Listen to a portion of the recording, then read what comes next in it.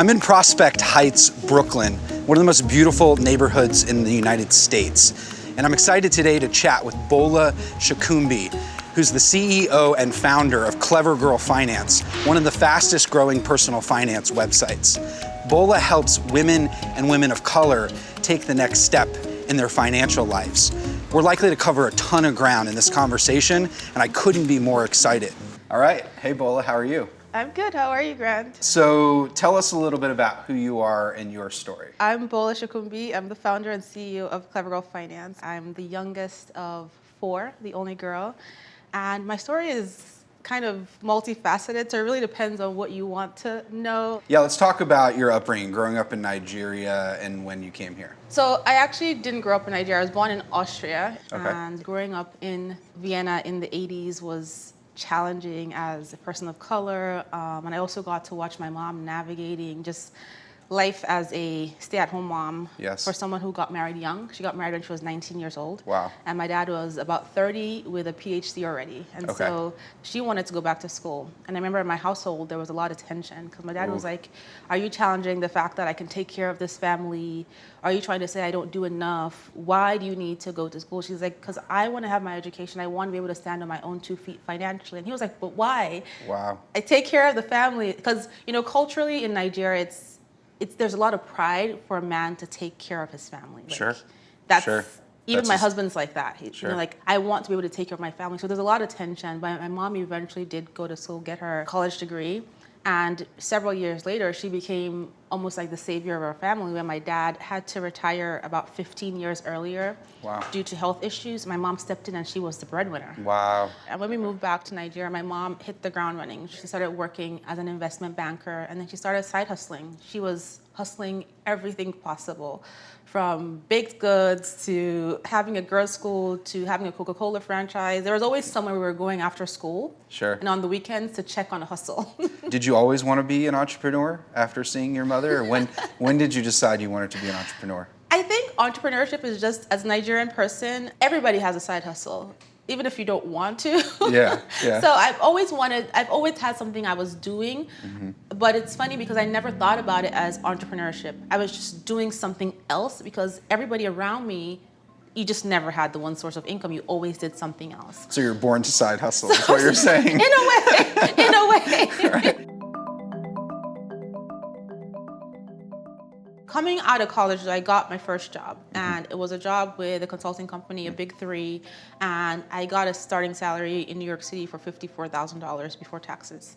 That blew my mind. Yeah. I've never had that much money. As I started to work in my job and meet people in New York, I realized that was not a lot of money. Right. But when I had that offer letter in my hand, it was a ton of money. Sure. I started side hustling. You know, I started. What was your first side hustle? I started doing a photography business. I Okay. started learning how to invest. I started being really scrimpy, frugal with my money. I spent the first 6 months at home saving to make a down payment on a condo that I bought. There was no other choice for me. I had to save it because of where I was coming from. So when did you come up with the idea for Clever Girl Finance? Where did that come from? So this was much later. I got married. I was now a mom to twins. And I was in this space where I think it was part postpartum depression and just feeling lost with myself, where I just didn't see value in the work I was doing. I loved my job. I was, at the time, then earning 6 figures. Were you at the same job at the big No, firm? I'd moved jobs, but I'd moved to another Consulting firm? Or, yeah, I was working in technology strategy. I was earning 6 figures. I was living in New Jersey, and it was a great job, right? I could afford to do everything I wanted to do. I'd save money, and I just felt like I just didn't feel fulfilled. So I started writing in my notebook things I could do, just randomly, and I'd write things like how to save money, how to like all the things I talk to my friends about, how to start investing, how to, you know, find luxury goods on a budget, you know, like things like that, how to find a designer bag cheap, like that, those kind of like random things I talk to my friends about. And everything that I came up with led back to money, but I didn't realize it. I didn't realize that what I was always talking to my friends about was actually money. Sure. I talked about money all the time. Everything turned into money. Oh, I bought a new bag. Well, how much did it cost? And did you know that you could have saved $200 over here? Oh, I'm going to travel. Well, how much did it cost? Did you know this website over here could have saved you $50? That was just what I did. Sure. And one day my friend is like, you always talk about money. And I was like, oh, maybe I should just create a blog and just write what I do because you guys always ask me. She's like, yeah, everybody asks you about what you think about money or investing. So I started a blog. Okay. And that was the beginning of Clever Finance.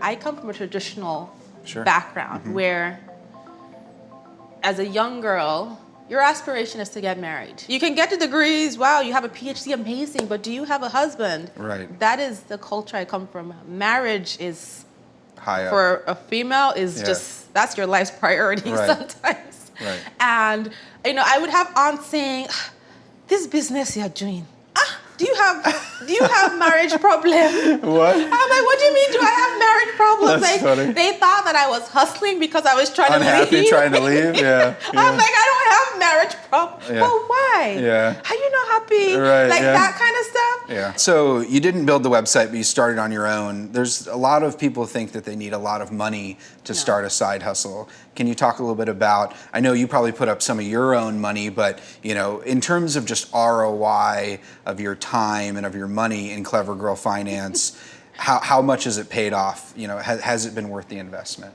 Absolutely. Yeah. The investment of my time, it was very difficult. And I think that's one thing people need to understand about starting a business, a side hustle. People are like, oh, wow, you built Clever Girl Finance. You're so lucky.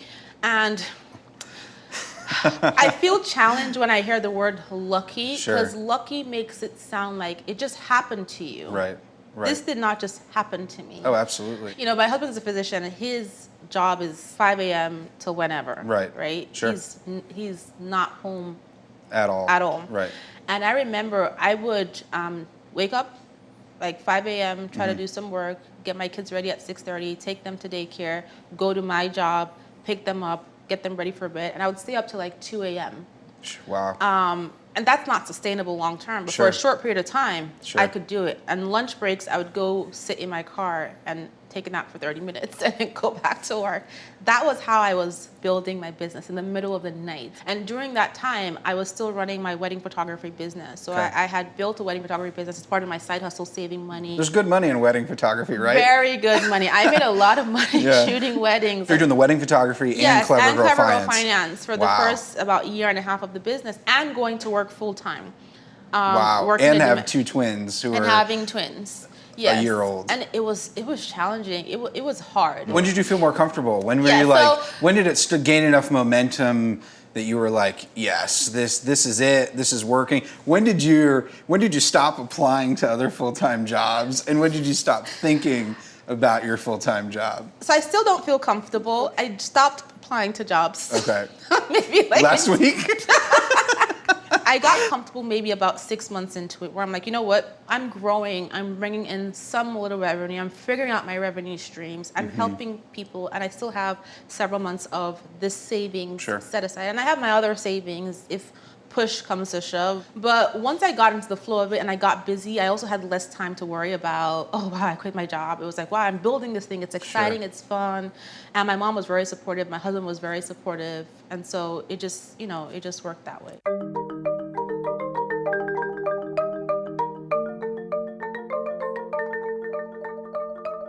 And when did you start to share your story? I mean, that was, because in my life, that was a huge turning point when I went from anonymous blogger to putting my name to then sharing my personal story. I remember like shaking when I hit publish on my about page that had the screenshot of my bank account, when I'd saved over $1 million, and I was like, no turning back from this. What made you start sharing your story and being more vulnerable online? So yours was $1 million. Mine was only $100,000. Yeah. Still a lot of money. And I talked to my friends, my close friends, about what I save, how I invest. And you should share your story. People want to know. People want to see another Black girl who has been able to do this, because there's not a lot of references for Black women. There are some, they're not enough, right? Sure. And I try to add my personality to my story. Just that's who I am. So I was like, I did this ramen noodles and Coke, working 24/7, photography business, full-time job, 401k, side hustling, all these things. And I laid it out there and I put it out there. And the response was amazing. I didn't expect that. I didn't expect anybody to care. It's $100,000. I mean, it's a lot of money, but we see people buy on, athletes and celebrities buy Buy like $10 $100,000 million chain. homes. Yeah. What is $100,000? Right. So it was a big deal, I think, because it was coming from me, a woman of color, a black woman, Sure. and there just wasn't a lot of that. And so I started sharing the stories of other women Wow. who had done amazing things, so that Sure. there's no excuse for you to say, I can't achieve this with my finances, because I'm giving you people who came from dire backgrounds, who came from abusive families, who came from zero, nothing, who had health issues, who had mental health issues, who had all kinds of issues. You can find somebody in the hundreds and hundreds of women that have been featured in one way or the other in Clever Girl Finance that you can relate to, that will help to kill any excuse you have. So you don't have to relate to me, right? Sure, yeah. Yes, I'm from Nigeria, whatever your excuse is Right. about me, but here is 500 other women. So one of the questions I wanted to ask you is, what are some of the unique challenges that women, and specifically women of color, face when it comes to money and investing? How much time do you have? No, that is a loaded question. Think about women in general, right? There is the gender wage gap, right? So on average, we earn about 20% less. You break that down by demographic, it just gets more Worse and depressing, worse. right? Yeah. You also think about the fact that women live longer than men. You also think about the fact that there's this whole societal idea of a woman's place, right? And what you can accomplish. And, we leave the workplace to have babies. We take maternity leave and they tell us, oh, that's not going to impact your performance, but you're not there for 3 months, 4 Sure. months to perform. You're not on anybody's mind. There's also the fact that we don't earn as much translates into investing, because it also creates an investing gap. Right? Yep. And the studies show that women invest less. Women of color invest much Less. Yeah. And the highest burden of that student loan debt burden in America is held by women of color. Payday loans specifically target women of color. The next time you see an advertising around a loan or a student loan, pay attention to the visual. Who's in it? Portrayed, yeah. Who's portrayed Wow. in it? And then when you think back to women and money generationally, right? A lot of people fall into this category of not getting financial advice from their parents, not knowing how to manage money because they just weren't taught, or they were made to feel like it's not their place. And as a result of feeling like money is not your place, then you start to feel embarrassed when you make mistakes. You start to tell yourself, I'm bad with money, but you just haven't learned it. You haven't had the advantage. All of those issues impact women when it comes to actually making investing decisions, saving decisions, pursuing financial wellness. And I think it's really important to normalize the conversation around money. And it's okay to talk about money and not doing well with money, Sure. right? Yeah. Because everybody can learn from somebody else's experiences, and you can learn how to do better if you're able to share. And also, your kids learn from observation. As you're going through your journey, they can learn what you're doing and how to do better. And we change the narrative not just for our daughters, but also for our sons. Sure. Where they don't have to feel like, well, that's a woman's place. There's a lot of layers to the state of women and money, but there's a lot of positives to it, because women are recognizing that, you know what, I can be as successful, I can be an incredible investor, I can build wealth, I don't need to rely on anybody. It's okay to stand on your own 2 feet. It's okay to create financial wellness for your family. It's okay to make mistakes. Everybody makes mistakes with money. It's okay to own those mistakes and learn the lessons and move forward. And that's all part of normalizing the conversation when it comes to women and money.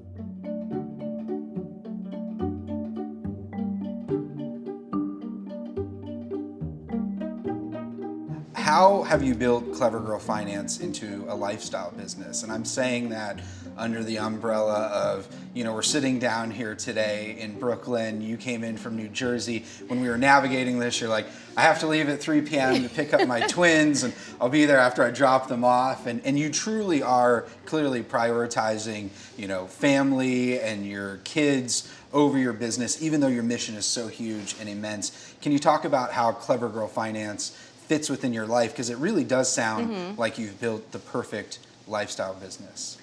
Being present with my kids, with my husband, with my family, that's an important part of the quality of life I want to have for myself, especially given the last crazier. And I'm sure you felt that way, right? Yeah, I mean, my life, I feel like I've gone through many different stages, but certainly building, now I've had 2 companies, one that I've sold.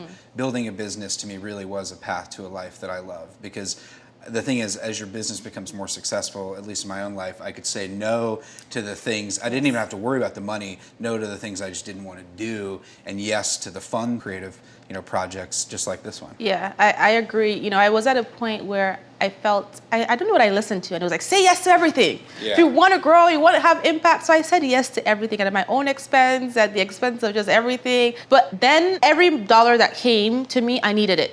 Right. I needed to bring it. And I've gotten to the point where now I can say, you know what?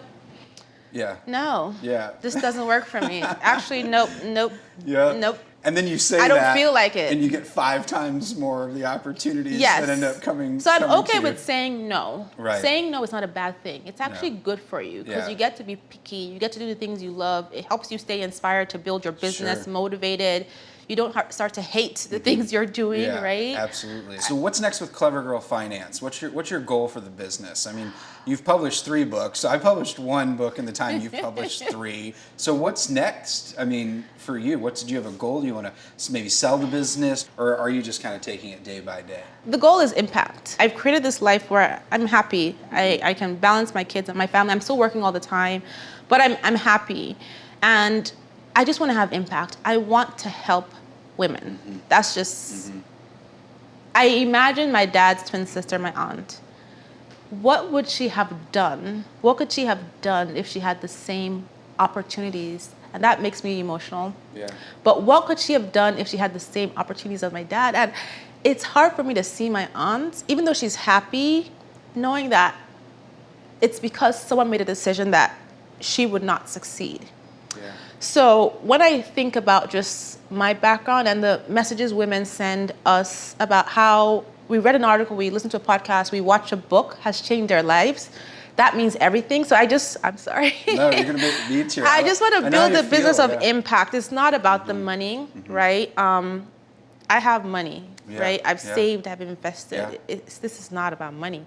People, who wants to kill themselves to build it? Money, yeah. It's not about the money. It's about having impact. So what's next? I want to build a business that changes lives and continue to change lives. And that means continuing to grow.